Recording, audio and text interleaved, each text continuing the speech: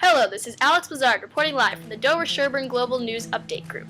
Here with me tonight, around the world, are my two field reporters, Caroline Rossi and Caroline Bono.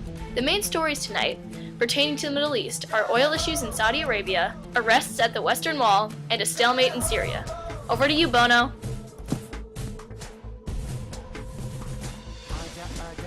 Thanks, Alex. Here's a clip of two workers in a mine digging for oil in Saudi Arabia. Economists point to one factor that influences countries in the Middle East and North Africa above all others: oil.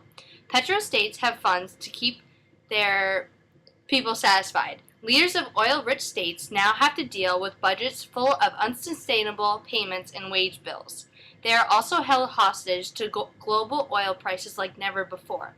They need crude oil to sell for record highs to break even. Crude oil averages above $100 a barrel, which is the highest average in history.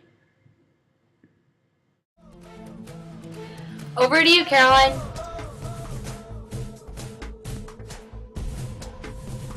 Thanks, Bono. Here's a clip from the Western Wall after the arrest and the ongoing fighting.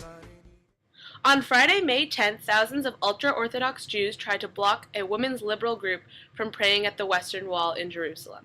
This continues a tense standoff between two groups over religion as well as the identity that has taken over Israel. After receiving calls from their rabbis, many religious teenagers showed up early Friday morning to protest the group's insistence on the praying on the wall in religious clothes traditionally worn by men. The teenagers crammed into the women's section by the wall and forced the liberal group to conduct prayer farther back in the plaza. Unfortunately, many women have been arrested for disturbing the peace.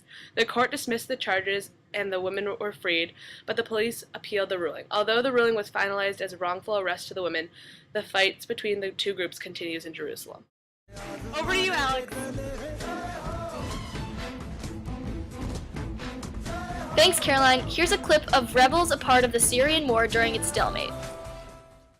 Lately in Syria, the U.S. and its other Western allies have failed to meet their expectations and are refusing to provide more military help.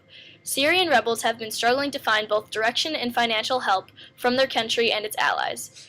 Leader of the mainstream national opposition coalition, Moaz al-Khatib, is saying he is resigning to denounce the international community's lack of a real action on behalf of the Syrian people.